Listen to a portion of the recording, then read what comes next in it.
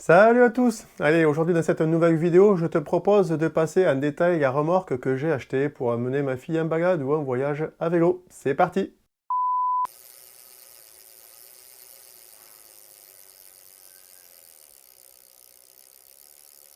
Alors vous le savez, j'ai passé vraiment un long moment avant de trouver cette remorque, j'en ai d'ailleurs fait une vidéo, puis finalement j'ai trouvé et j'ai enfin été livré de la remorque, enfin plutôt du colis.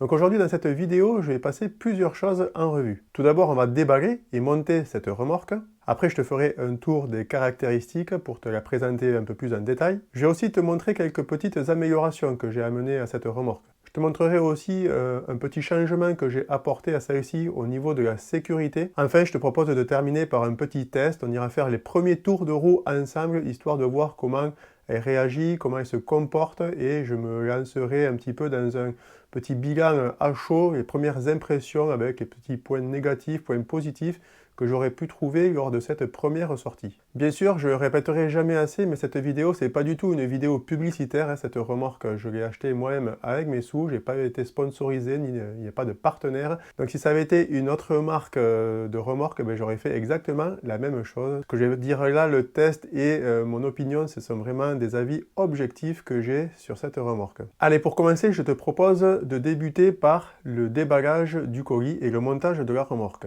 Parce qu'il faut savoir que la remorque, elle n'arrive pas toute montée, hein. Tu reçois un carton qui t'est livré et ensuite à toi de te débrouiller. Alors pour ce faire, tu as une notice qui est en anglais et en allemand, ce qui t'aide pas forcément beaucoup, on est d'accord, mais il y a aussi quelques illustrations. Et il faut reconnaître que ces illustrations, elles sont pas non plus hyper claires. Alors comment ça se passe pour monter ta remorque? Dans un premier temps, tu la mets au sol, tu la déplies, et puis tu commences le montage. Pour ça, tu vas débuter par le montage de l'essieu. Ça se visse, tu as les outils qui sont fournis, donc pas de problème à ce niveau-là. Tu continues ensuite par monter le guidon que tu utilises quand tu es en mode poussette, par exemple. Tu vas venir fixer ensuite sur celui-ci le frein à main, le frein de parking en quelque sorte. Puis après, c'est au tour des roues. Alors tu vas venir fixer les deux roues principales et la roue jockey, la roue poussette qui se met devant. Celle-ci, elle s'enlève très facilement, donc tu pourras passer du mode poussette au mode remorque assez rapidement. C'est-à-dire, tu vas avoir besoin d'un timon. Le timon, c'est cette barre en fait, d'attelage qui va venir fixer la remorque au vélo. Et côté vélo, tu as une attache à monter, mais ça, je vais y revenir un petit peu après. Concernant l'intérieur, en fait, par contre, là, tout est monté, tu n'as rien à faire. Le siège sont déjà fixés, les harnais sont déjà accroché, donc en fait à l'intérieur tout est déjà pré-monté. Alors là tu as ta remorque, tu peux l'utiliser en mode poussette, mais l'objet principal c'est bien sûr de l'utiliser en mode remorque, et pour ça tu as besoin de venir accrocher la remorque au vélo. Je vais t'expliquer comment ça se passe. Alors dans un premier temps tu as une accroche, une attache à venir fixer sur ton vélo. Alors là c'est pas très compliqué, il te faut enlever l'axe de ta roue arrière, comme quand tu démontes ton pneu pour réparer une crevaison par exemple. Au niveau de cet axe, tu vas venir mettre cette fixation. Tu as une petite rondelle aussi qui te sert à réduire la largeur du trou de l'accroche. Donc tu l'engages dans ton axe, tu remets ça dans ton moyeu, tu resserres et le tour est joué. Après par contre, tu as la liaison à faire avec ta remorque. Et pour ça, tu as donc une modification à faire, c'est-à-dire que la remorque, quand elle est en poussette, il y a la roue de devant. Quand tu l'utilises en mode remorque, il te faut l'enlever cette roue. C'est la première chose que tu as à faire. Tu ajoutes le timon. Le timon, donc c'est cette barre d'attelage. Tu viens l'engager dans ta remorque. Il y a un trou qui est fait exprès. Et puis tu as deux petites sécurités sur lesquelles il te faut appuyer alternativement pour venir vraiment engager et clipser de manière très résistante le timon à la remorque. Après quoi, tu vas venir faire la liaison avec le vélo. Donc au niveau de la tâche que tu as mise sur ton vélo, tu vas venir positionner l'extrémité du timon.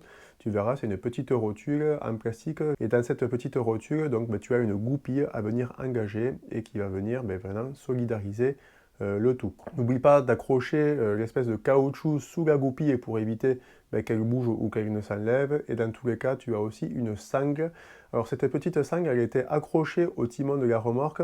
Il n'en est fait mention à aucun moment dans la notice, mais en fait je m'étais rappelé que j'avais déjà vu ça sur d'autres marques, sur d'autres types de remorques. C'est une sorte de seconde de sécurité en quelque sorte, où tu vas venir accrocher cette sangle qui tient au timon, tu vas venir l'accrocher au cadre du vélo. Voilà, je te propose d'ailleurs un extrait de la notice de Tulle d'une remorque comme ça. Là, tu vois bien que ce système existe aussi sur d'autres marques. Je te propose maintenant que la remorque est montée de passer à quelques caractéristiques de celle-ci.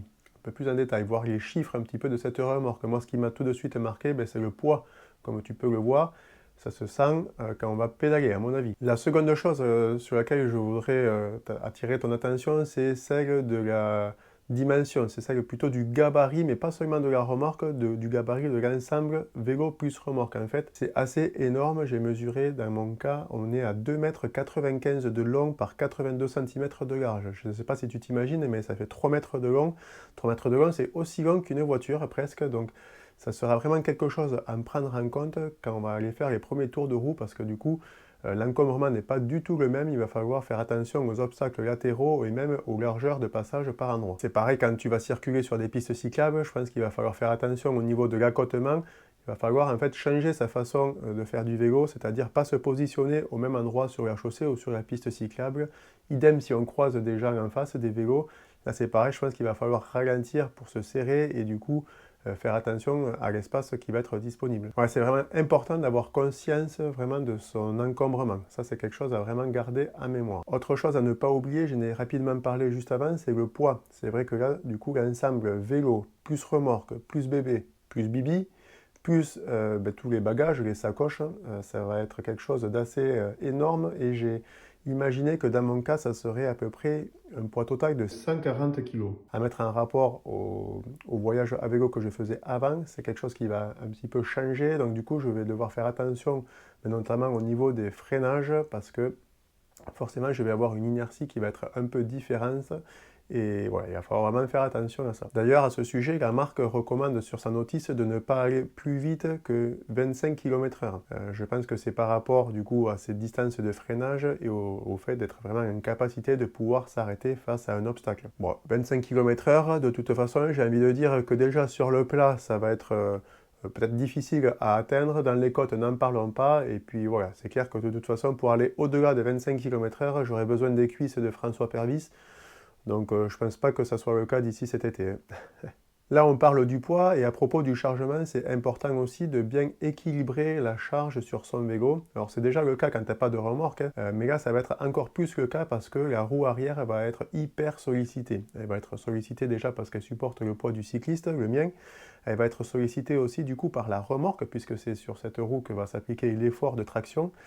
Donc le vélo, la remorque, le bébé, le chargement, ça veut dire que les sacoches, il va peut-être falloir réfléchir à répartir le poids différemment de d'habitude. Je vais peut-être être amené du coup à prendre mes sacoches avant pour aller vraiment mettre du poids sur l'avant du vélo et ainsi un peu mieux répartir la masse sur l'ensemble vélo plus remorque. Ça, c'est quelque chose à prendre en compte. Si tu mets tout le poids sur l'arrière, là, effectivement, ta roue arrière, elle va être très très fortement sollicitée et ça ne redistribuera pas l'énergie comme il faut et en plus, elle risque de s'user prématurément. Un petit truc con au niveau des dimensions, je n'avais pas spécialement regardé avant d'acheter la remorque, mais si tu comptes l'utiliser comme moi presque au quotidien en mode poussette, vérifie bien que ça passe au niveau de ta porte d'entrée.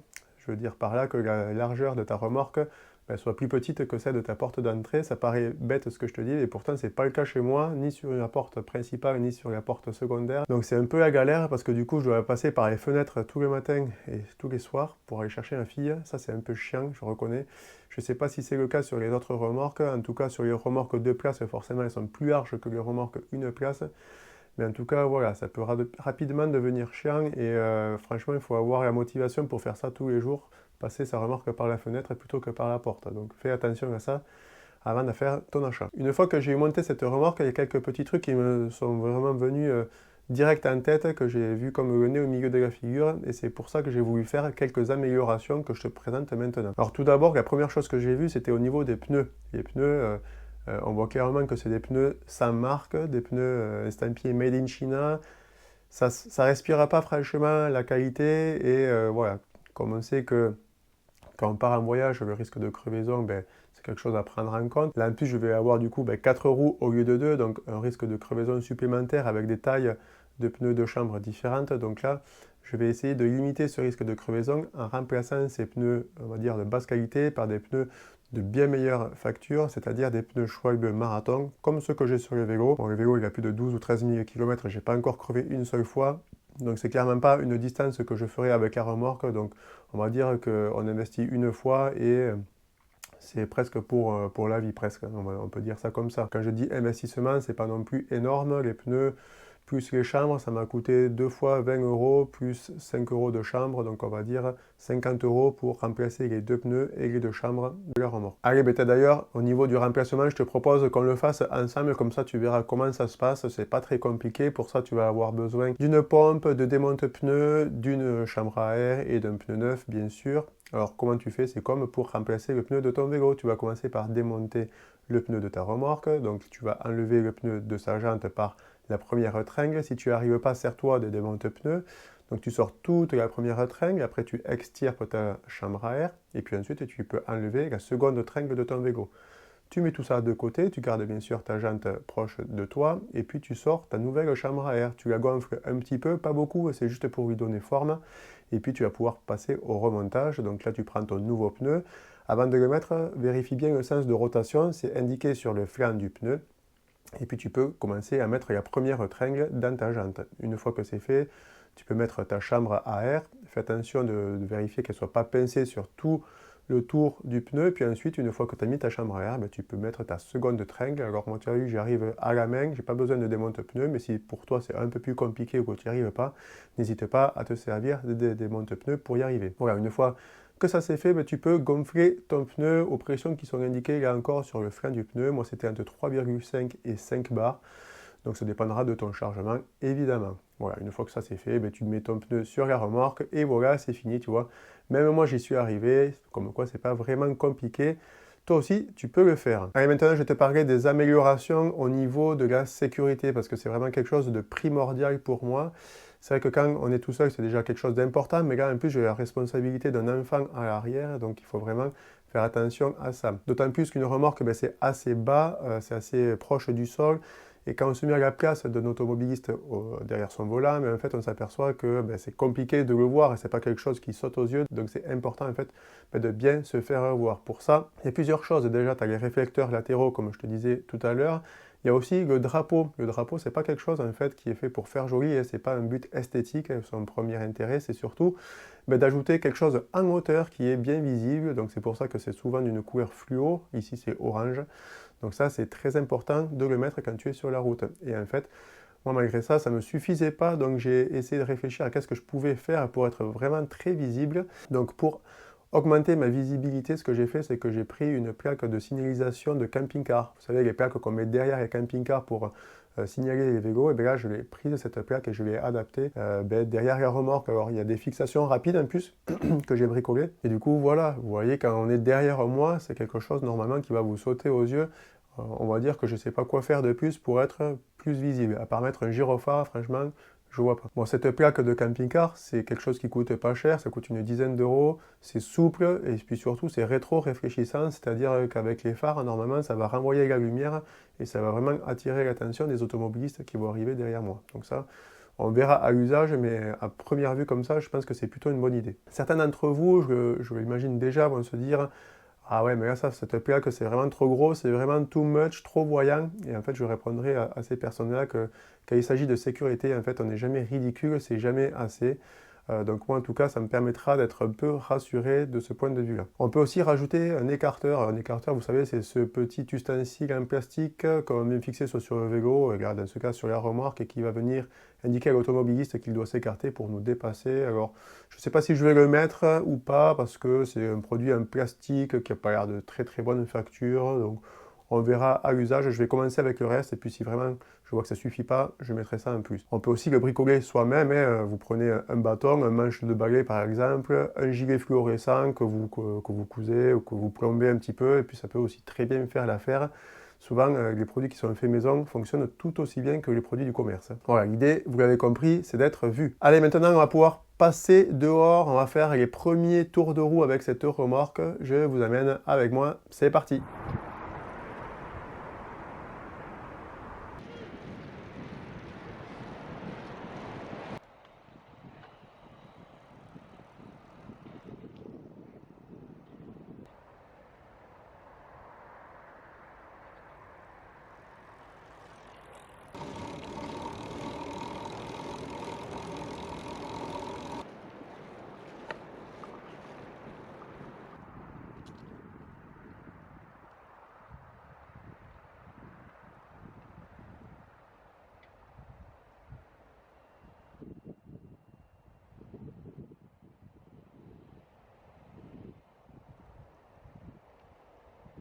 Voilà, ben à l'issue de ce test, je vais vous livrer un peu mes premières impressions. Alors quelles sont-elles? En fait, déjà, j'ai été marqué par le poids. C'est vrai que j'ai lesté un peu la remorque avec un pack d'eau pour simuler le poids du bébé. J'avais pas les sacoches, donc ça veut dire que j'aurais encore du poids en plus à amener. Et malgré ça, je trouve que ça amène quand même un sacré poids en plus. Franchement, c'est un effort qui va être assez intense et je ne pensais pas que ce soit à ce point. Ça m'a vraiment marqué. J'ai quelque chose aussi qui m'a marqué, alors je ne sais pas si c'est le fait d'être nouveau ou quoi, mais j'ai l'impression que ça fait un effet de vague un peu, c'est-à-dire qu'on avance comme ça, là. Il y a un petit peu cet effet-là. Alors, je ne sais pas à quoi c'est dû.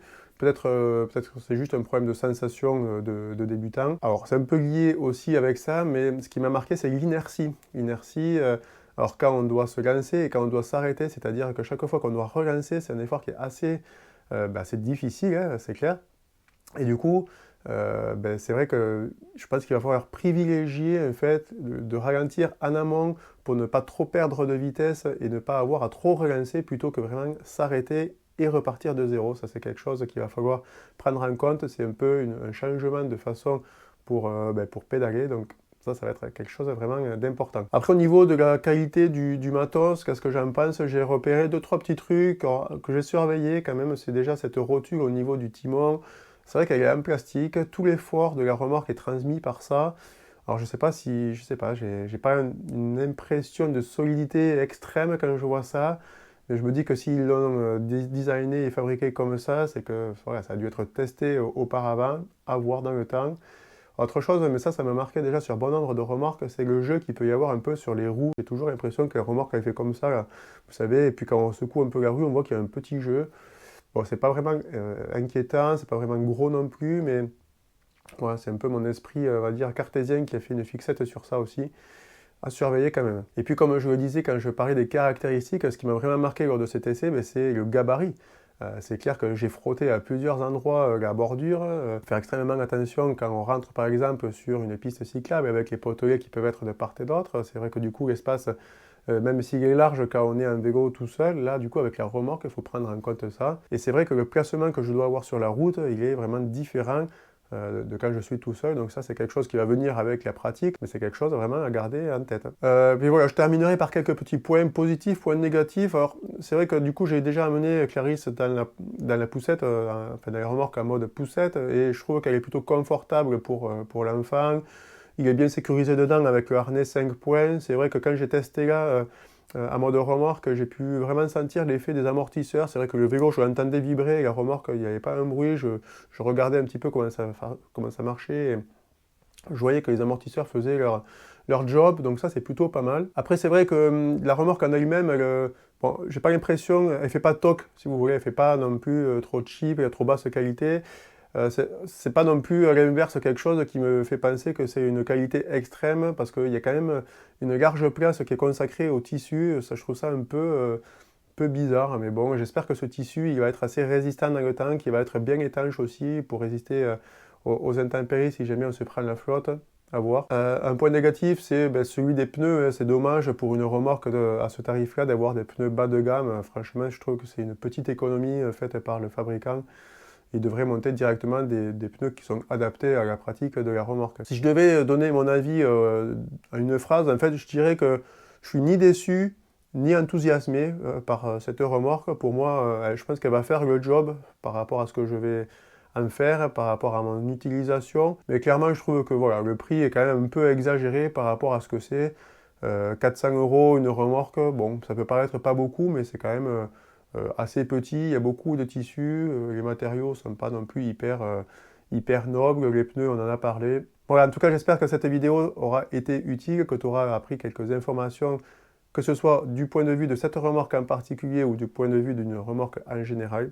Voilà, cette vidéo est maintenant terminée, j'espère qu'elle t'a plu, laisse-moi un commentaire, ça fait toujours plaisir de lire un commentaire et puis j'aime bien y répondre surtout. Si tu as aimé la vidéo, n'hésite pas bien sûr à mettre un like, à la partager et aussi à t'abonner pour être prévenu de la publication des prochaines vidéos. Vous êtes de plus en plus nombreux à suivre Cyclo Voyage avec Gaëtan et je vous en remercie. On se retrouve très bientôt pour une prochaine vidéo. Salut!